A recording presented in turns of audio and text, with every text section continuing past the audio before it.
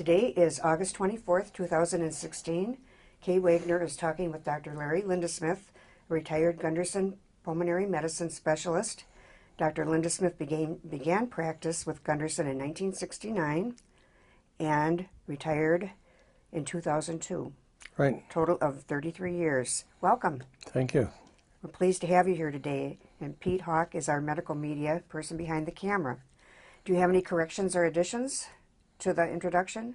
No. Okay. Well, we'll start out with your background. You grew up in Colorado, correct? Right. I was born in Texas and left during the Dust Bowl in a car that lost all of its paint on the way to Colorado when I was 6 months old. And was raised in Colorado. Went to University of Colorado for my undergraduate and ended up at Bowman Gray Medical School at Winston-Salem, Wake Forest College, Winston-Salem, North Carolina, and then came back to Colorado after a year of internship in Chicago and spent my internal medicine pulmonary disease training at Colorado. How about your family? What did your father do for a living? Well, my father was kind of interesting. He was a weekly newspaper publisher and office supply house, and he got into politics and ended up actually working for several different people as their campaign manager for politics, and ended up as the executive assistant to the governor of Colorado. Who was that at the time? Governor John Love. Okay. And he was with him for 12 years, and went with him as the energy czar under Nixon to the White House for about a year and a half, and then had a heart attack and came home. But survived the heart attack? But survived the heart attack at that point, and then later had another heart attack. But how about your mom? she ran the office supply store and was a school teacher for 20-some years, and she kept everything together in the family. And siblings? One sister. One sister. And what did she do? She worked in publishing as she ran one of those publishing things for computers, and I've forgotten the name of it, Publish House or something of the sort, and did that for quite a few years, and then retired, and she died a couple years ago. So, any challenges or lessons learned from childhood that stick with you? Oh, not very many. I learned that I had to back into everything I did. I'd think about doing something and I'd plan for it. It wouldn't be the workout, and I'd go backwards into something else. And that happened to me many times. What's an example? An example was when I went into residency and fellowship. I had planned to become a hematologist when I was in medical school. Thought that would be the great thing, and ended up in Colorado planning to do training in hematology. But my first rotation on the hematologist service, I couldn't tolerate the guy, and so I looked around for other things at Colorado and decided on chest because that was good there, and went into chest medicine. So that's a good example. Mm-hmm. And you mentioned the Bowman Gray in North Carolina and residency back in Colorado. And your pulmonary disease fellowship, was that also in Colorado? Yes. Mm-hmm. Okay. Anything to add as far as your educational background that stands out? I got a couple scholarships and got an AOA, so I did well academically at that stuff. Not that it made any difference in anything other than on a credential, but taking care of people was an important thing, and that's what you had to learn. Did you think about staying in Colorado? Thought about it, but in Colorado they paid doctors according to the dictum that Colorado was a great place, so pay them little. so I didn't stay out there. Is it still that way? To a great extent, at least for starting salaries, yes. I got my master's out there and I wanted to stay there as well, but difficult to find anything. Yes. Kind of what you're saying. Mm-hmm. And you were in the Army. I was. I joined the reserves while I was in medical school, and did my basic training at 2-week summer stints through the years, and met Ed Overholt when I was during my residency training, and he was the chief of medicine at Fitzsimmons Army Hospital in Denver, and I went out to his educational programs on Saturday morning when I had the opportunity to do that, and so got to know him, and he and I continued to be friends over the years, and I ended up deciding to come here because of him. So. Mm-hmm. Was he a mentor or role model to you, or do you had Very much like, yes. Okay. Yep. And any others throughout your career that stand out as far as mentors? Oh yes, Colonel Overholt was certainly the outstanding mentor that I can recall, but Gordon Micklejohn was my chief of medicine at the University of Colorado. He was greatly well known and deserved the honors of being well known.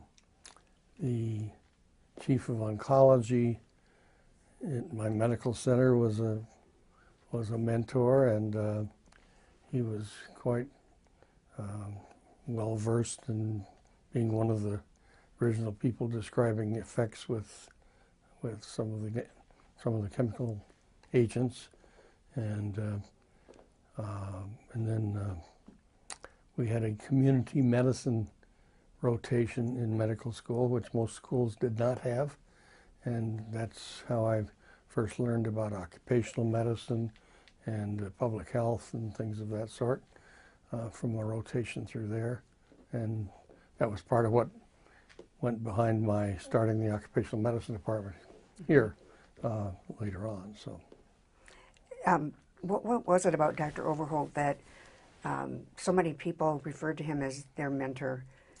He is a natural-born mentor. He's someone who takes interest, who takes charge, who takes charge by letting whoever he's talking to feel like they're in charge, and just kind of nudges them along in various ways, and makes you feel like you're doing the right thing too.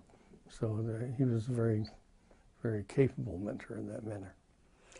I didn't ask this before, but how did you decide to become a physician?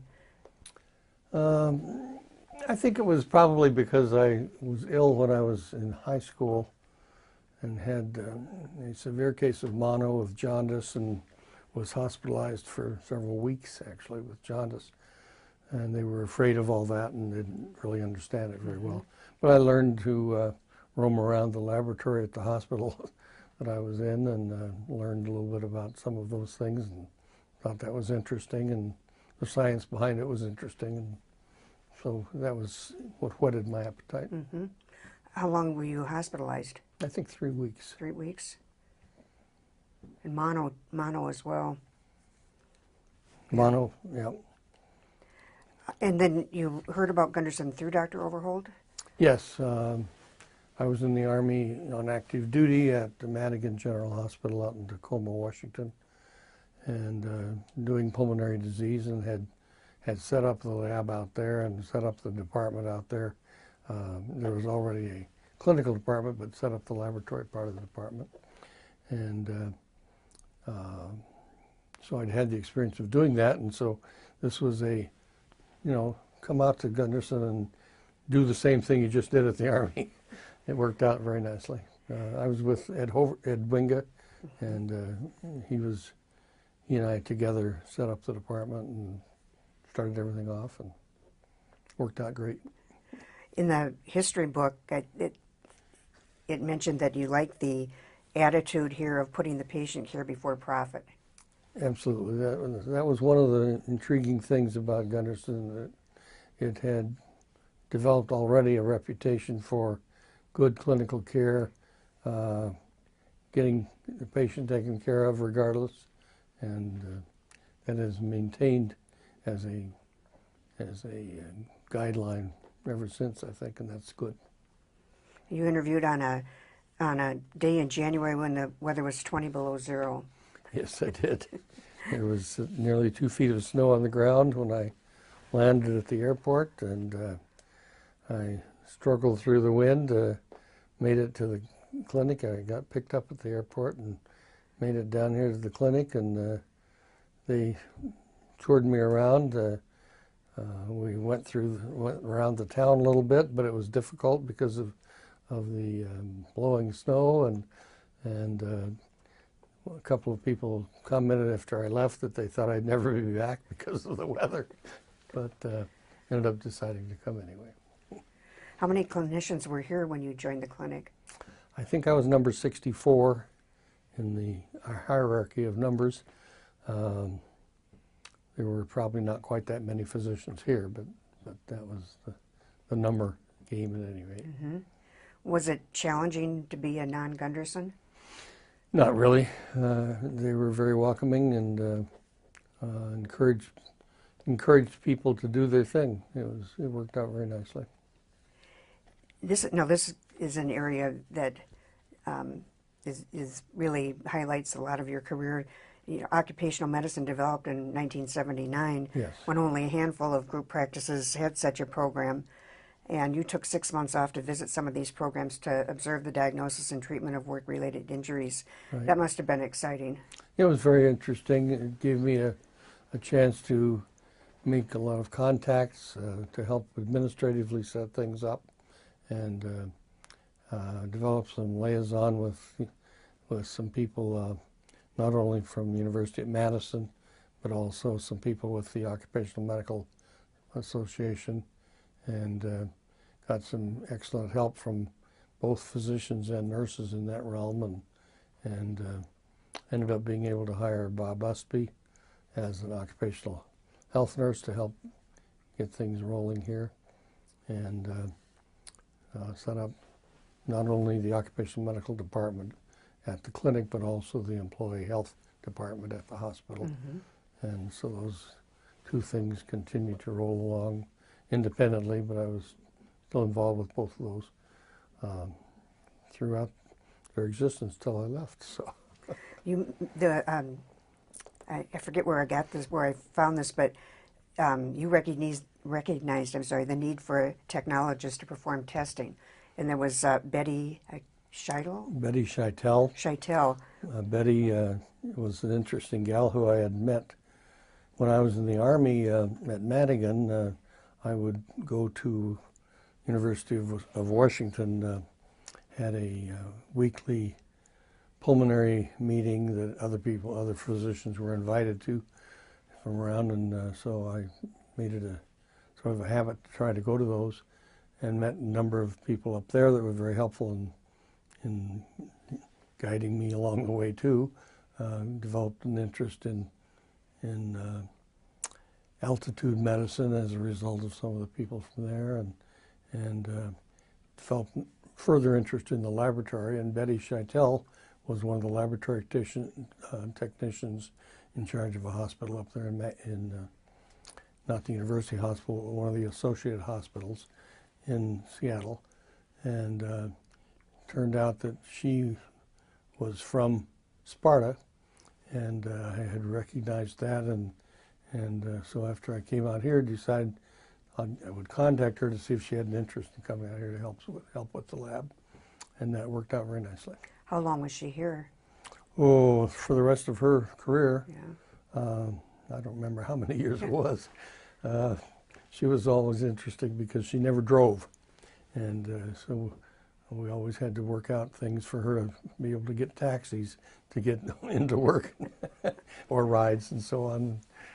Tex Carlson was quite involved in helping to get her worked out a way to live here in the town and exist in a place that you had to take taxis to get places. in March 1978, you helped to create and direct the Occupational Health and Medicine Service. Yes. As you said, promoting wellness in the workplace and assisting area businesses in meeting the state and federal requirements and obligations. Right. Part of what I had done during that 6 months was take some coursework that was offered through the American College of Occupational and Environmental Medicine, so that I could have some of the basics behind me. I never finished a fellowship in that, but I certainly had plenty of experience and training from the college in the various things that I needed to do. And that was a developing interest area anyway for people throughout the country.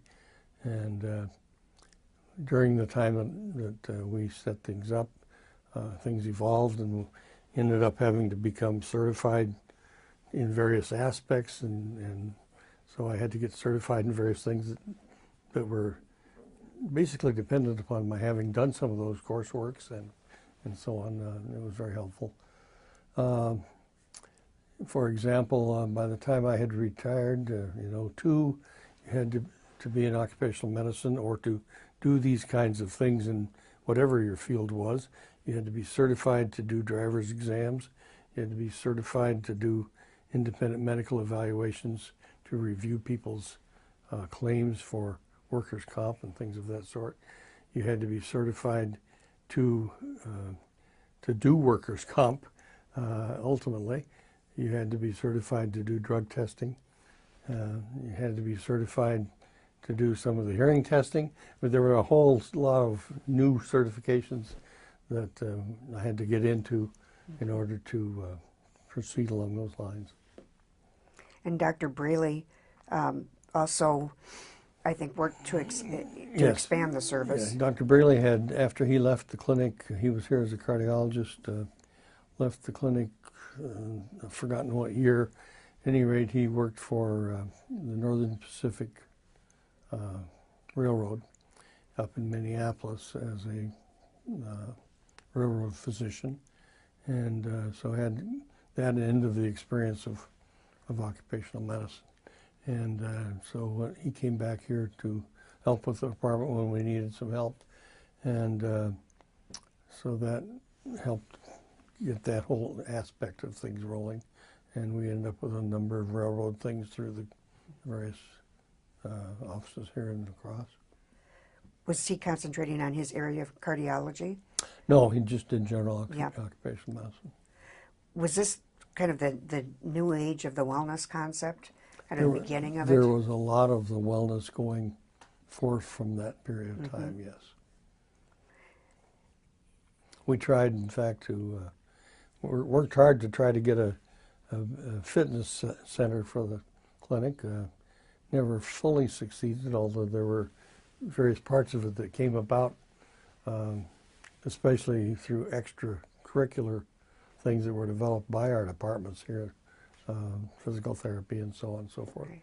But we actually had one of our occupational physicians that came, wanted very badly to get a big swimming pool here for the personnel. That never quite happened, and he ended up leaving and going to Minneapolis, but he was very instrumental in pushing along the concept of good employee health and wellness in the area. There was a point in time when I was working here that up on the 5th floor of dental, the chairs would all be cleared when the patients had left, and Connie, can't think of her last name, we'd do step aerobics in the lobby up there. We had step aerobics, we had a lot of different programs, and certainly in cooperation with the dietary department, we've had a lot of dietary approaches towards wellness and fitness, and it's evolved quite a lot, but it's just never quite been the official thing. Mm-hmm. Was chairing the committee that banned smoking on campus sort of a challenge? That was a major effort, and it was a challenge to me because I was a smoker. So I was one of the bad guys that had to quit and eventually did. March 14th, 1973.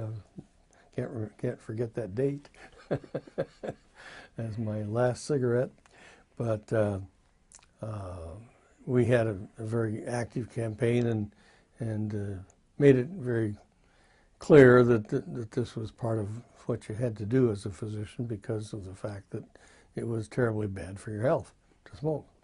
And I'd known that since I started smoking. And of course, I went to Bowman Gray, and that was in Winston-Salem, North Carolina, which was run by Reynolds Tobacco Company.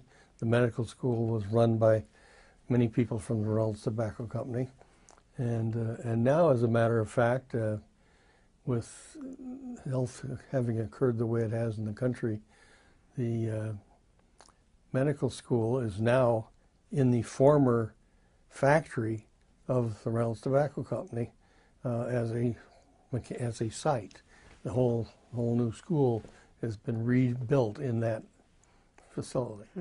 So it's an interesting turnaround.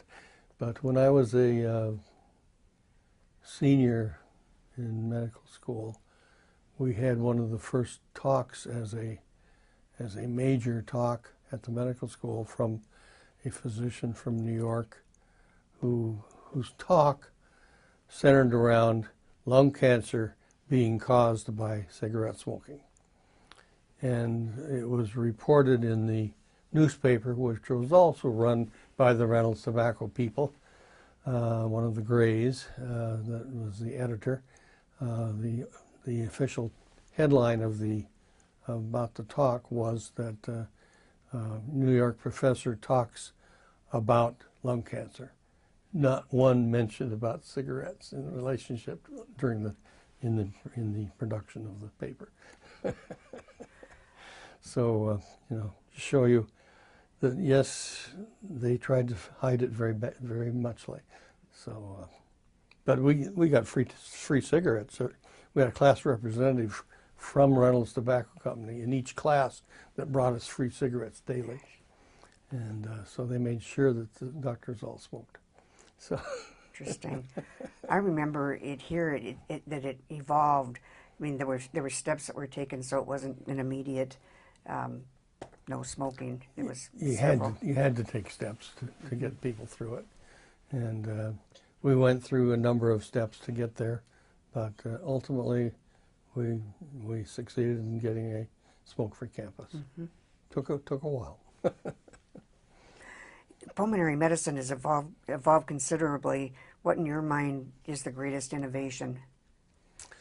Well, the greatest innovation in current times, including the times I was involved, was the innovation of arterial blood gases, and that became readily utilizable during my training years, and so I was one of the early people in that realm, and so one of my most popular talks when I arrived here was to various medical society groups to talk to them and teach them about arterial blood gases and how to understand oxygenation and the role of oxygen in taking care of people with lung problems, and how the oxygen got waylaid in various disease states to deprive people of that very necessary thing for life. Was 1965 the development of arterial blood gas device? Yes. And I came here in '69, and I was in training from '63 through '67 in my medical training in pulmonary disease. So I was right in the middle of all of that and grew up with it. But that was a very important aspect. The other things, of course, are major triumph against tuberculosis in the developed countries, still a big problem in the undeveloped countries throughout the world. But the capability of handling TB was major. And we're still making strides in lung cancer and molecular genetics and so on are making big strides. And eventually I think there are going to be mechanisms that are considerably improved from what they have been. Lung cancer is a tough one. Very much. It's continued to be tough and always disappointing. Anything else? I also found in 1970, of course this would have been during the period that you mentioned, that Lutheran Hospital acquired an Ohio ventilator for use in the ICU. Yes. Of course, ventilators were very much a part of the training of when I was in residency and fellowship. Also, the iron lung had been developed in the polio era and utilized greatly, and I had taken care of some people with iron lungs during the early start of my training, but that rapidly got replaced by ventilators that were not iron and were much more agreeable to getting by with working with the body and with the lungs as they would work. And so that was an important part of the clinical aspect of pulmonary disease. And so our critical care and ventilation mechanisms were a very big part of the development of the pulmonary disease department here as elsewhere. And the advances in critical care and pulmonary medicine went hand in hand for a long time. So it was a big major new service to the people of the area and everywhere. How is the rate of tobacco use currently? Has that diminished greatly over time? Well, certainly in this country it's diminished a lot.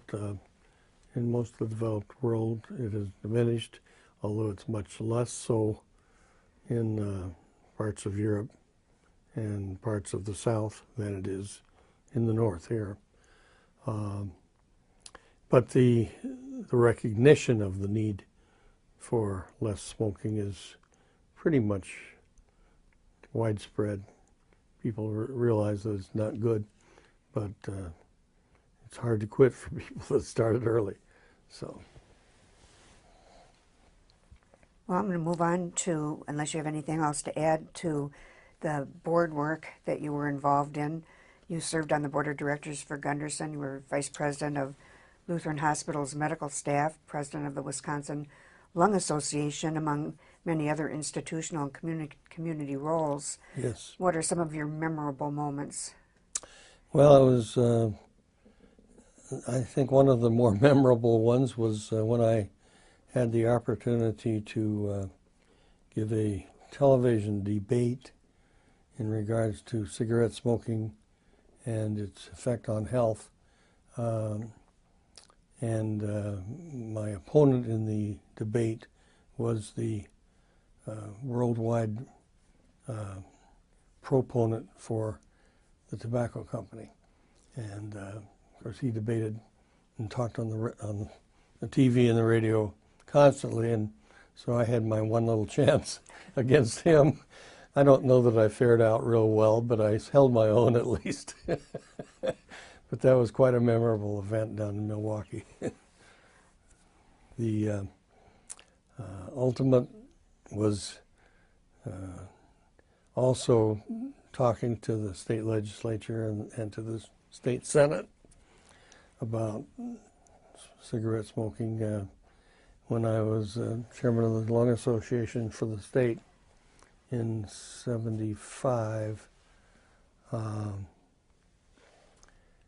I had to give testimony to both the House and the Senate in regards to stopping smoking in public spaces, and had to give my presentation in front of a number of the legislative people who continued to smoke their cigars and blow smoke in my face as I was testifying in their chambers. It was a very interesting experience. Yes. How about it, as vice president of the medical staff?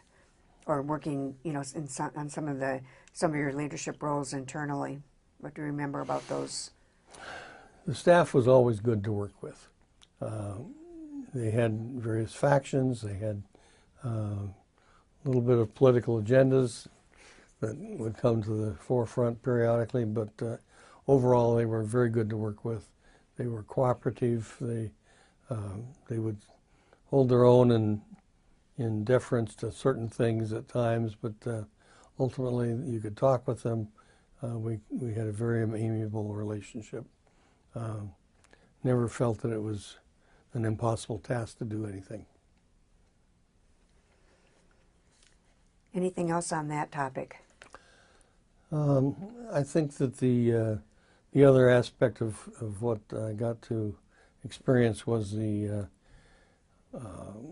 association with the Chamber of Commerce in La Crosse. I think that one of the Gundersons, I believe it was Gunner Sr., but I've forgotten for sure, a number of years ago had been involved with the Chamber of Commerce in La Crosse. And then Kermit Newcomer was involved and became chairman of the board a few years before me. And then as I was involved with the occupational medicine stuff, I became more involved with the chamber, and ultimately got on the board and was elected chairman of the chamber, and that was a very interesting experience working with all the businesses in the city, and a worthwhile group to be associated with, and we were able to, I think, help the viewpoint among the businesses that good health in their employees was important too, and so that was, I think, reasonably accomplished during that time. Are we still involved with that? We still are, yes. Not in quite the same way, but certainly we maintain our contacts and our associations, yes. What recognition or awards have meant a lot to you? Well, I did receive an award as a Citizen of the Year, Physician Citizen of the Year from the Medical Society. That was interesting. I had no idea I was going to get that, and that was interesting to receive, and so I appreciated it for the work I had done, but I'm not sure that it's ever something you go out to get. That's just, it was nice that was recognized. It was a surprise. So I think everything else was it was just part and parcel of what you do. So. You were an instructor in pulmonary medicine at UW-Madison and have many publications, papers, and lectures in your career. Did the Gunderson Medical Education and Research aspects affect or enhance your research efforts and clinical practice? The clinic was always willing to help with giving you time to develop things that you were interested in research-wise. Some people certainly got into that much more than I did. Bob Kaplan was constantly producing papers and doing work on the academic end of things, but a lot of us just spent most of our time taking care of patients and clinically working with things, but not trying to do the extra thing of putting it all down on paper in such a way that it could be published. But he was very good at that. I had the opportunity to do some of that, and I worked with several other people that helped egg me on with that. Certainly some of the materials I did with the surgeons, Tom Cogbill, was helpful in pushing me to do certain things that he too was a little bit involved with, and so we produced some papers in flail chest, and I think that the overall push for academia at the Gunderson campus was not a thing that you felt like you were, being pushed by the bosses to produce papers, but you were certainly being encouraged to be academic about how you were doing things and to be interested in making sure that education continued to be on the forefront. And I think that was the bigger thing. It was we were constantly trying to make sure we were ahead of the game of what we were talking about and what we were working on with whatever patient instigated an interest in a certain thing, because of the fact that we wanted to take good care of the patients. So we had to find out what's the latest thing to do. It's a little easier to do nowadays because you've got updates and some things like that that are available through the library that you can get on the computer anytime. So you can keep up with things much more easily than you used to. But having to search out things kept us on the forefront of trying to do things the right way, make sure our patients had the best medicine, and at the same time that would instigate things that would require you're interested in producing something for publication because you were at that point. Mm-hmm. And that was a good combination. I think it's still feasible to do. It's harder to do now than it was then. How so? I think because of the fact that we're so much under the gun to produce from the standpoint of trying to not waste anything, keeping dollars to the minimum, and that's always been a good project. And Colonel Overholt was instrumental in saying, don't get a test because you want a test, get a test because you need it, Mm-hmm. Things of that sort. And that's good basics.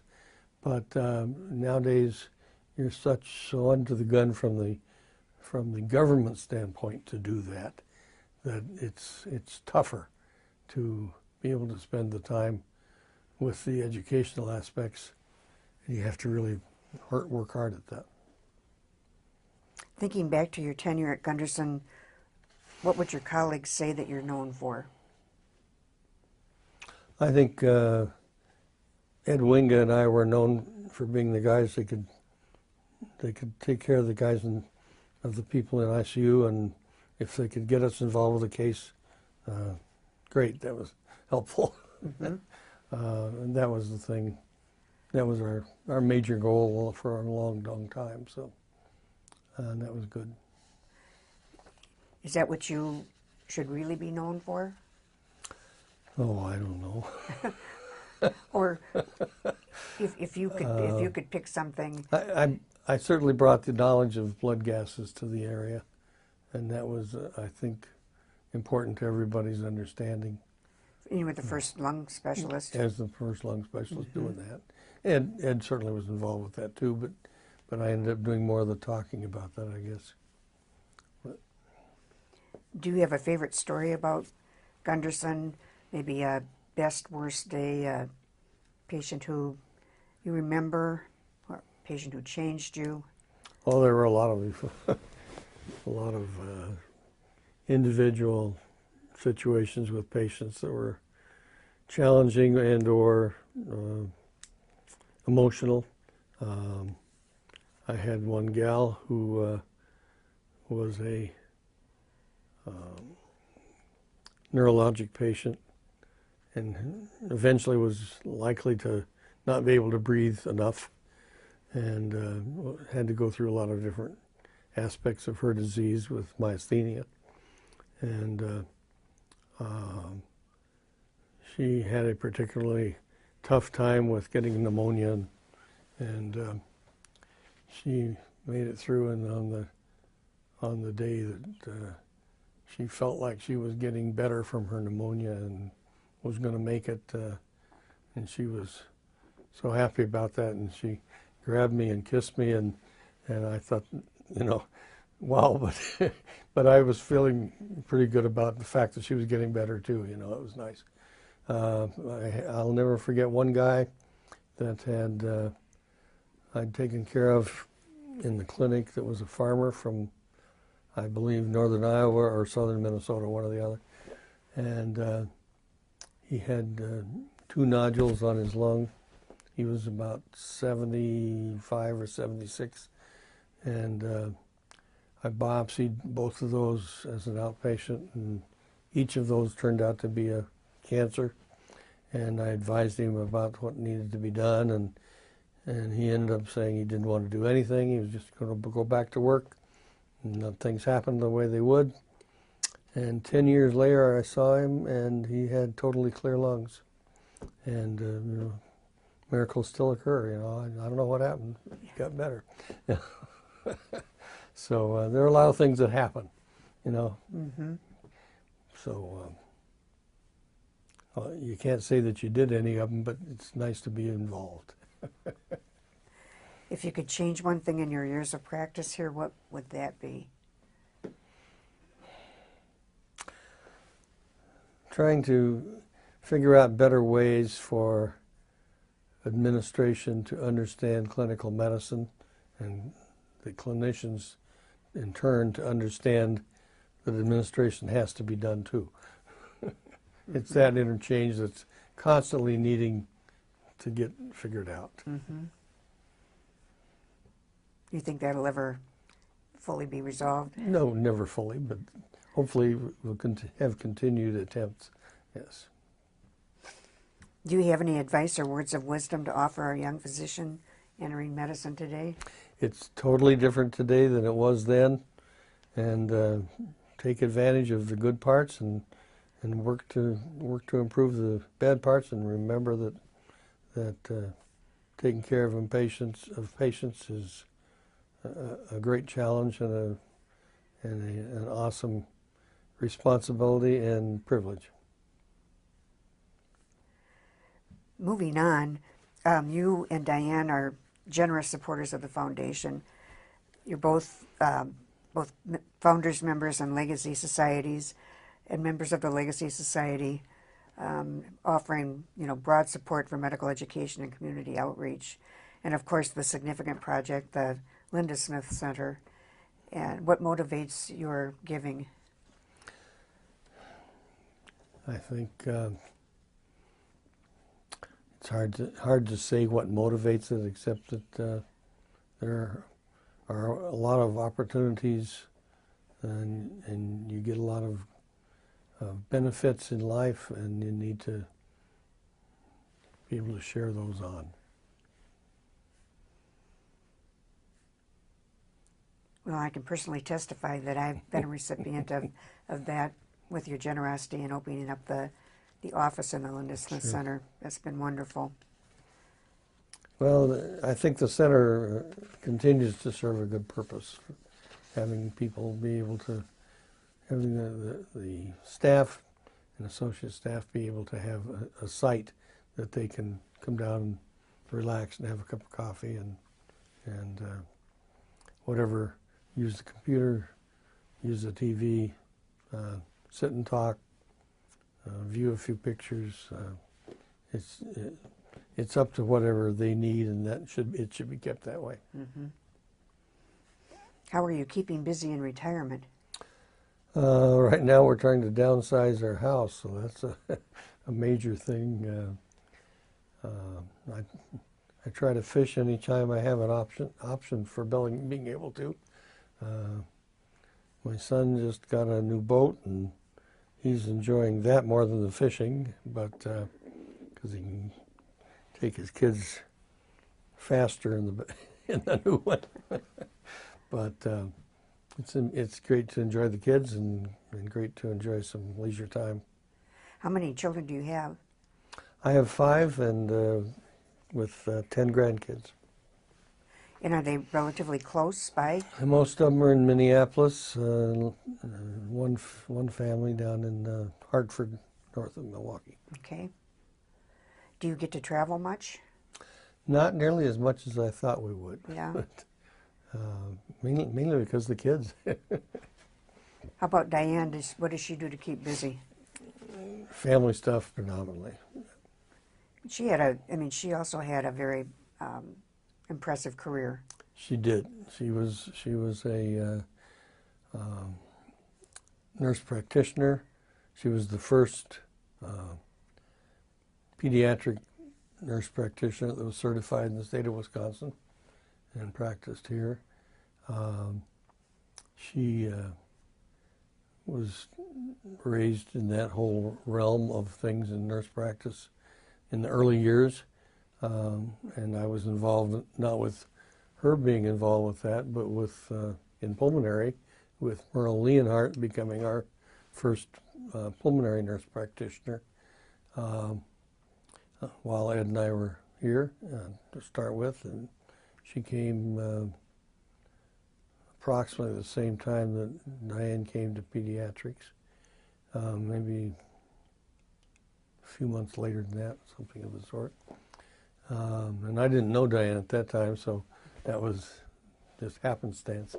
But Merle was very instrumental in helping us to get into our pulmonary rehab training for patients who had chronic lung disease.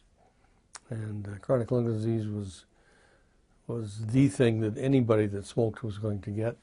Only a small percentage would get lung cancer, but a large percentage in the 70s, 70% or more, would develop obstructive lung disease. Mm-hmm. And so she was quite involved with that, and it was good to be able to set up that kind of program.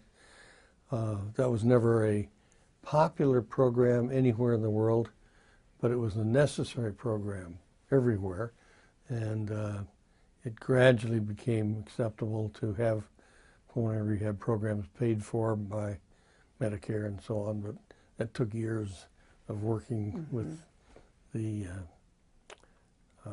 political aspects of trying to get those kinds of things approved.